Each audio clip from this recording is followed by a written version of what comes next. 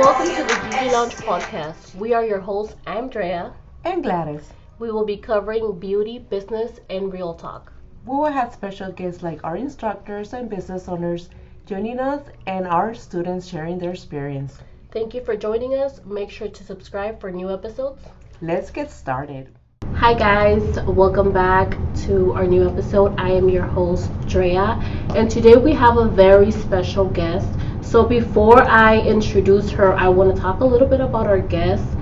So we actually met Vanessa in 2019 when we had Glad Glam, and we sent her PR. She used to tag us on all these cute videos. And when we opened the academy in 2020, we were looking for instructors. So I reached out to her in the DM, and she came around October 2020 for the trainings, and she has been officially with the team since 2021. She recently became a new business owner, and she's ready to start her new journey as an entrepreneur. So help me welcome Vanessa, aka Makeup.v. Round of applause, please. Hi, girl. Hi, friends. Okay. So tell us a little bit about how your journey started as a teacher, as a makeup artist, so that the people watching could know a little bit about you. So based off, first of all, hi guys, I'm Vanessa. I'm very happy to be on this podcast and share with you guys a little bit about myself and my time here with Glad Glam. So pretty much based off like what you had said, yeah, we started off with PR pretty early on, like it's been a few years back actually. And then like 2019, I believe. Yes. So I remember I was in love with their lashes, and I was like, this was like the peak time of like my social media, like when I had actually started my social media with like trying to take clients and starting my makeup page, and starting to try in my social media girly life. So I remember I was trying to be very, very active, and that was like my peak time I loved it during that time. When did you start social media? Social media, honestly, a year before we had met. I think it was 2018. If I scroll back into my Instagram, my first post on my makeup page was 2018, and I was all about color. Color was my favorite thing, and it was just anything that could like be super poppin' on my page, I would try to do it. And yeah, so that's when I started my page, and then obviously the PR, and then they did reach out to me in 2020, you said, right? So 2019 to send you PR, then 2020, that's when you came on board. Yes. We were training you. They had so reached how out has that to been? Me. Yeah, okay, so it's been a few years now. So they did reach out 2020, and I was super nervous. It's funny because I really wanted to get into like that world of like teaching and stuff like that, but I didn't know how that stuff worked.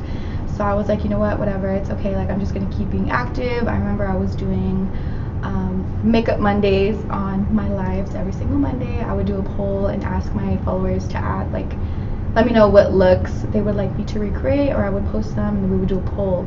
And I think it was from that you guys were kind of like interested. I think it was around like your Halloween series when you were doing like the Barbie.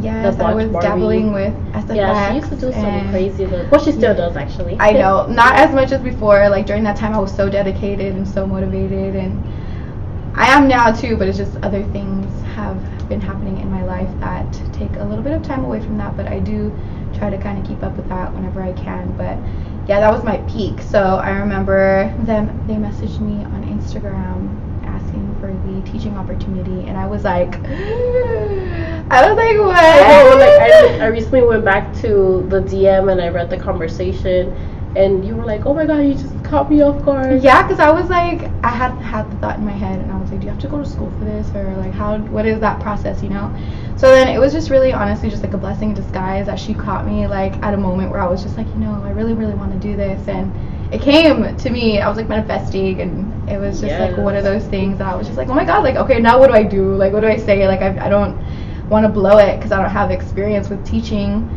But I think that's what kind of goes into play with like when I would do my lives, they would like how I would explain things, and I would also do a lot of videos and reels of like step-by-step processes of everything that I would do. So like, yeah, I think that's how that And went. then at the time, we were so new with the business. We were in the middle of a pandemic. Everything was so new. This was also something new for us, and she was very patient, driving from far, Yes. and just going with the punches pretty much. Because at that time, nobody knew what was gonna happen. No, Everything was so yeah. like up in the air, like, oh, you're open, you're closed. So from the very beginning to look back now, and we're sitting here. Everybody was wearing masks at the time, so people were like iffy about staying or not, and it was just 2020 was rad.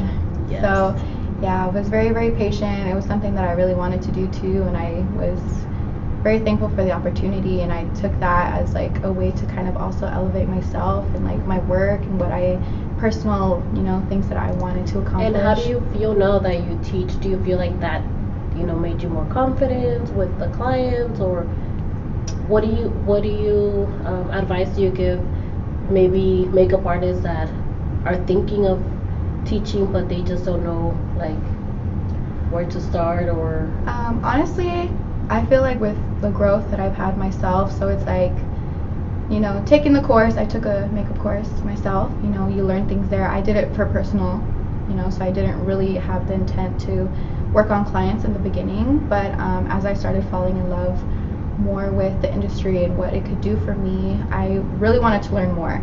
So when I got the opportunity to teach and also freelance, I felt like teaching really, really helped me, because in the beginning I was just a little bit shy, like everybody is.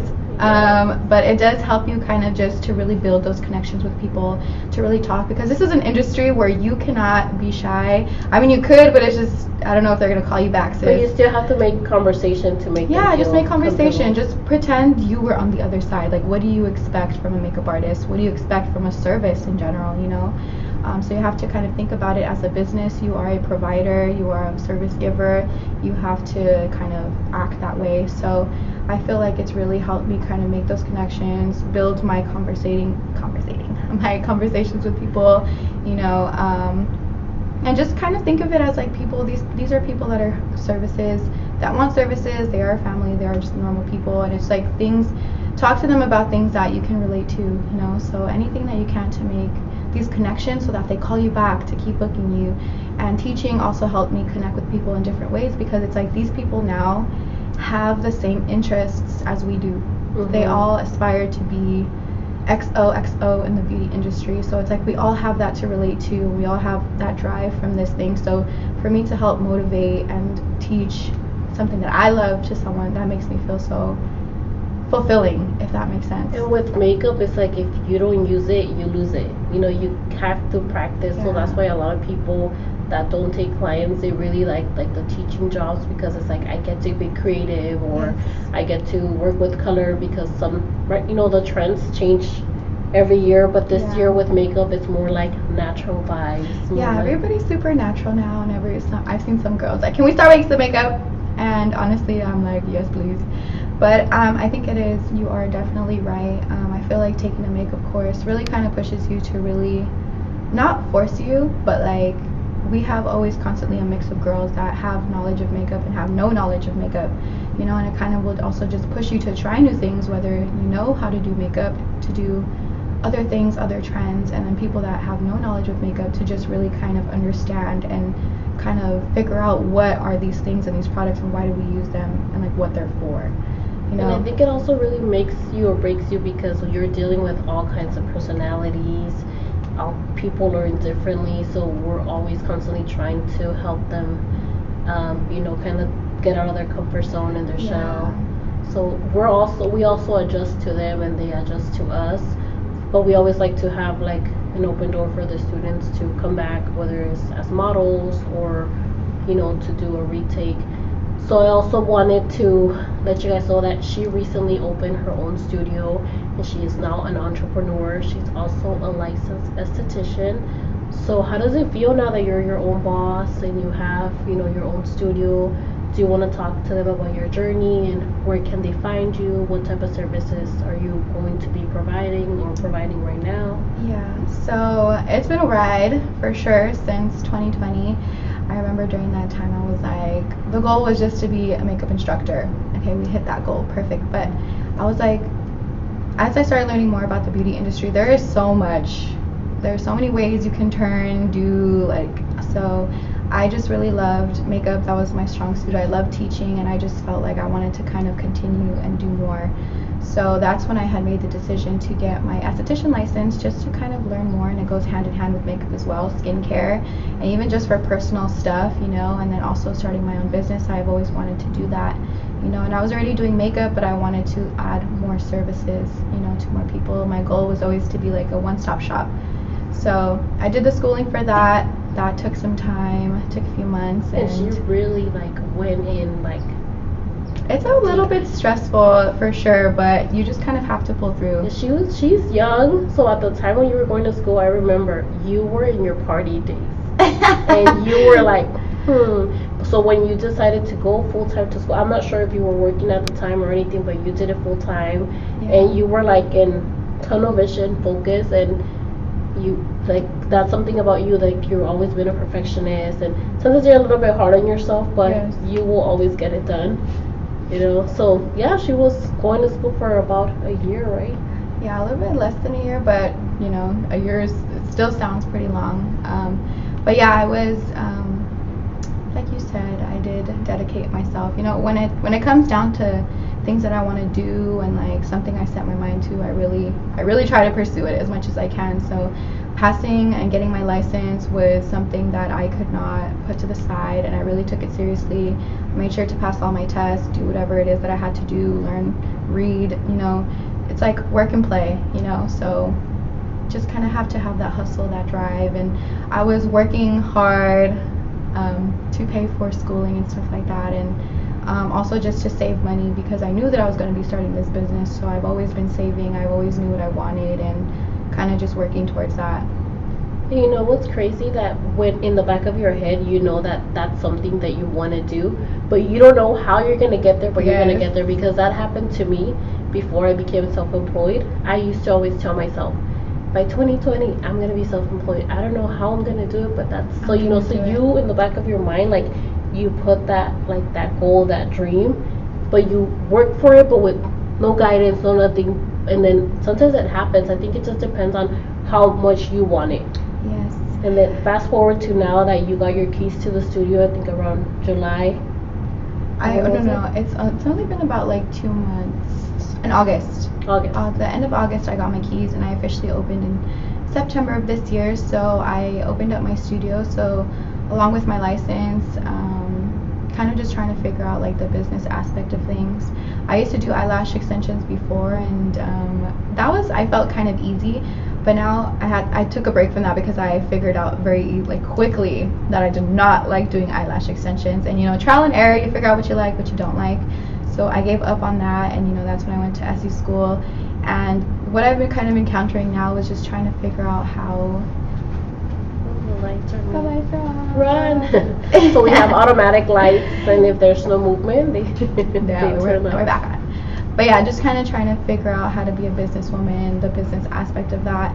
Because I did do a few years in college, but honestly, I found no passion in that, and I just knew that I wanted to be an entrepreneur and do my own thing. And it's not for everybody, you know, college is not for everybody. Do you want to give them the name of your business or where they can find you? Yeah, so and the meaning of it, because I know it has a meaning. It does have a meaning. I haven't shared it with anybody yet, so you guys are gonna get a little. So I started my business. It's called Sinise Beauty Studio. I am located in Chino, California, and have my studio over there. And that's where I provide all my services. I do waxing, facials, makeup, brow lamination, tints, and I want to add other services down the line, all step by step. You know, we're trying to focus on certain things each month and reach new goals. So yeah, you guys can find me. And if you are one of those people that have trouble with your skin, because I feel like a lot of people confuse skincare with skin routine. Yeah. No, skin preparation with the makeup, the skin routine. Sorry, a lot of people, you know, with makeup, you prep your skin for your makeup to last, and some people don't have like a skin routine. Regimen that So they if follow. you guys want her to give you some guidance, and knowing like what's your skin type, what products she recommends, we will be providing her information so you guys could send her a message. And I know you're also very good at social media. Any advice that you want to give the younger girls or anybody that wants to start in makeup, whether it's start a brand or take clients, what advice would you give them? Some advice that I would give you guys straight up is just start. Sometimes you just need that push, just to push even yourself to do it. Like when I looked for my studio, I was kind of iffy about it, but you know what? I left the deposit. I was like, we're gonna do this, and I'm gonna figure it out. So honestly, you kind of just need to have that drive in yourself, figure out whatever you need to figure out from within, and just do it. But you did your research and you were like, this is it, because I think you saw more than one location, right? Yeah, I was 2 months. I was kind of doing research and trying to figure out like the perfect place and what I wanted, what I envisioned. Create a mood board if you guys want, and just try to reach those goals some way, somehow, even if you don't, just anything that helps you kind of get there. So honestly, I would say just do it. It does get a little bit scary. I was very shy at first, but you kind of have to overcome these fears and really just kind of push yourself. And because sometimes honestly all you have is yourself, you know. Honestly. So you have to kind of like figure that out very early on, and just really kind of dedicate your time and push yourself, and do the things that you want to do. And if there's people that they want to start and they're like, where do I start? How do I take clients? They want the client to come to them. So what advice would you give them for clients? For clients, I would say start a beauty page. Everybody should be having a beauty page. I would not tell anyone to use their personal pages for business. Yeah, for sure. If you guys are doing it for the followers, sis, you're gonna lose followers that way. Trust me, I went there. Nobody in your personal page wants to see makeup all the time, So honestly, create yourself a beauty page where people that are in their same industry, looking for people like you, will follow you and support you in that. So first off, step one, create your beauty page, and from there just really work hard. If you don't have any clients, you have sisters. Play on your brother, your tias, your tios, anybody, anything that you can do. Even working on yourself. When I started, I did videos on myself, makeup on myself, and people want that, like, oh, can I do this, and can I do this, can I do this? People will hit you up. Keep being active. Social media is a free source that you can use to really put yourself out there. If you're really determined and you have the drive, people will come to you, and that's when you really have to trust yourself and know that you want this to continue and really start to take clients. It is very scary. You can charge a little bit lower, but don't degrade your do not charge $30. Yes, no, Yeah. Especially because makeup kit is not cheap, you guys. It is definitely an investment, and you want to make sure that you're making that back and you're not devaluing yourself. A service is a service, and just be very truthful with your clients at all times with what it is that they want, what it is that they're looking for. I feel like sometimes makeup artists just do the same makeup or makeup that they do on themselves. You have to really understand the service, the person. They're all different skin types, different shapes, different, everybody is different. So you want to make sure that you guys are having that connection and knowing what you guys want, because if not, that's where the issues come, and that's when the stress comes, and that's when you're like, dang, I don't know if I should be doing this. No, you want to make sure that you're making those connections, making those friendships, and just making sure that you guys are both on the same page. That way those people can come back to you every time. And put your feet in the water, because a lot of people, they're so scared of taking that first client. I mean, everything is nerve-wracking, honestly, everything, but that's how you'll know what to expect. Yeah. And then I have worked with her before when we did a bride, and I did get a chance to really see how she works, and she likes to ask her clients many questions. You want to make them feel comfortable, because a lot of people do not want to change their eyebrows. That's the staple of their face. They're so used to seeing it a certain way, so you definitely want to make sure that they're comfortable with that. I've learned the hard way. I did somebody's eyebrows how I want it, and she was like, no, ma'am. Read you, please. I know.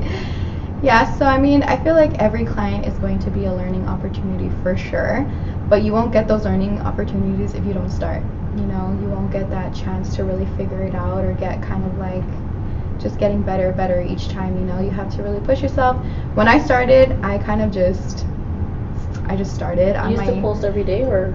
I wouldn't post every day. I would try to post like every other day. But the way that I started taking clients, because I was really nervous on like posting to get clients. So I remember I started off with family and friends, and then one day I was just like, you know, I'm gonna post on my Instagram for models. And I was doing like this makeup for free because I was still building my makeup kit. I was like buying foundations from Walmart and stuff like that. So, you know, everybody wants free makeup, you know, so like I had a few girls hit me up that they were down to be models for makeup, and I told them to invite their friends. So every few days, or like maybe like once a month or twice, as many times as I could get any models, I would have them come in and I would do a makeup look and I would take pictures, and that's what I would do as my portfolio to show people that, you know, I can do makeup on myself, but I can also do makeup on others. So that's how I started. I started doing free makeup, and sometimes you have to give free services to help kind of like build your brand and also loosen up a little bit, because I feel like some people are like, I don't know what to charge, I don't know where to start. So you start creating content. The algorithm changes a lot, but I wouldn't stress on the algorithm, because I've done a lot of research on it, and they do say that now you're supposed to post 2 posts a day. So it's hard, as long as you post things that are, you know, interesting and post-worthy and attracts the just eye. kind of like try to follow the trends, especially on TikTok. Like everybody is so trendy on there. There's many ways to get exposure on there. On Instagram, I do feel like it's been a little bit harder, but you know, just take advantage of what you can. You know, get different people from different social media accounts that can follow you back and forth on the accounts and stuff like that. And interact with your followers. Yes, try to interact with your followers as much. You want them to fall in love with you as a person and not just your work. I feel like that's where you make those connections. Why we even have our favorite influencers, and why we keep kind of following them and not talking to them, but you know, like being stuck like on their page. You know what I mean? I'm like, hey, hey, bestie. I know, like, notice me. Do you have a favorite makeup artist? Makeup artist. I do have a few favorites that I will always kind of follow. My favorites, I would say right now, are like P. Louise, Mitchell. I really love those kind of looks, and I aspire to be like them one day.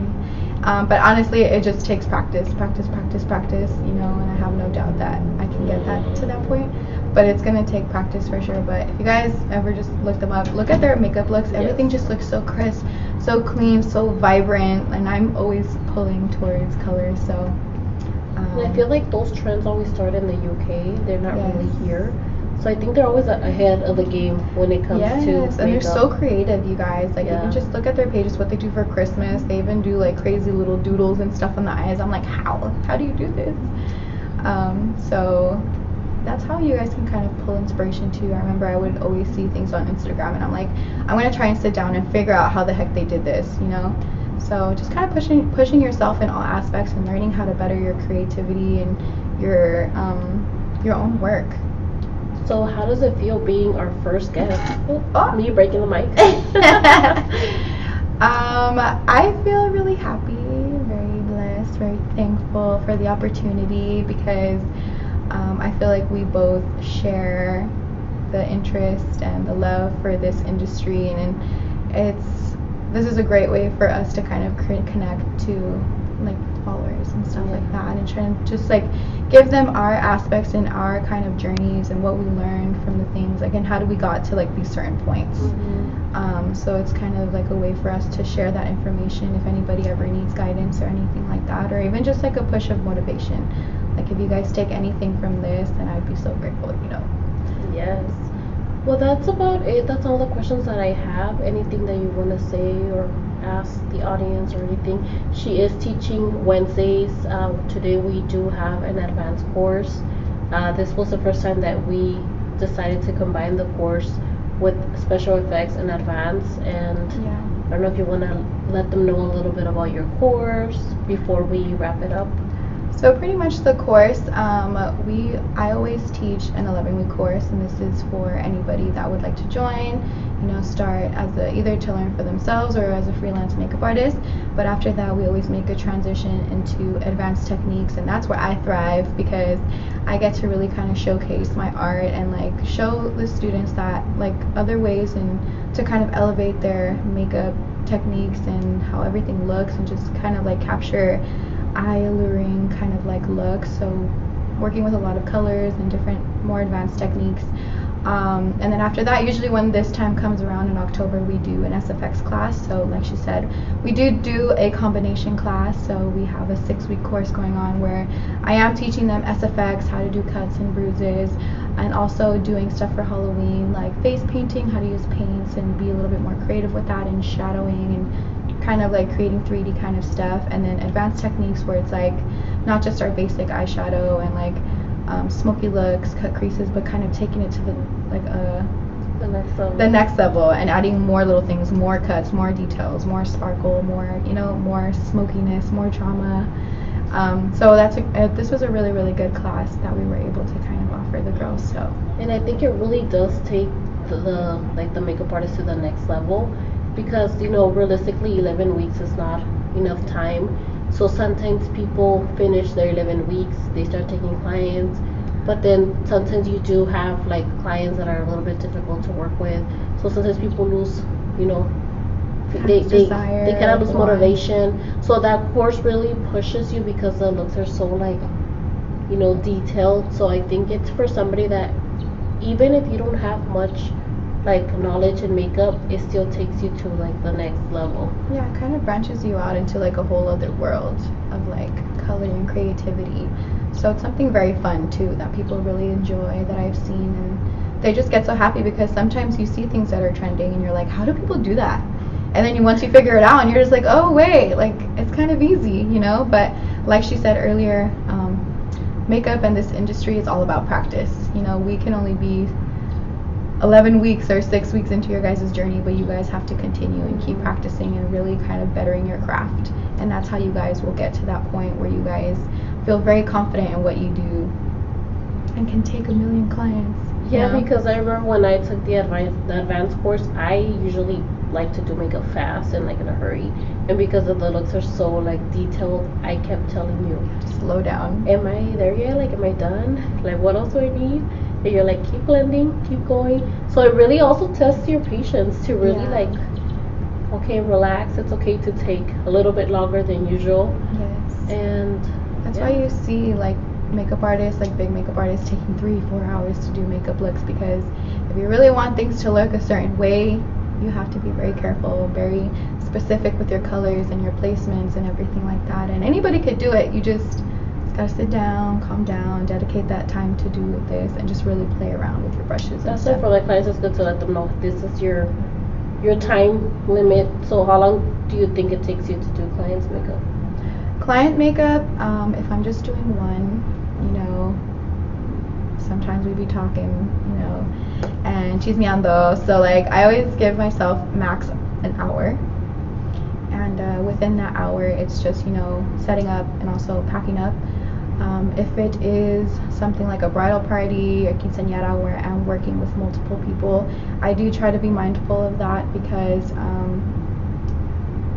those kind of events and weddings and quinceañeras can be a little bit chaotic sometimes, especially working with brides. Like everybody is trying to look for her to set something up or look for something, and they have to get up off their chair.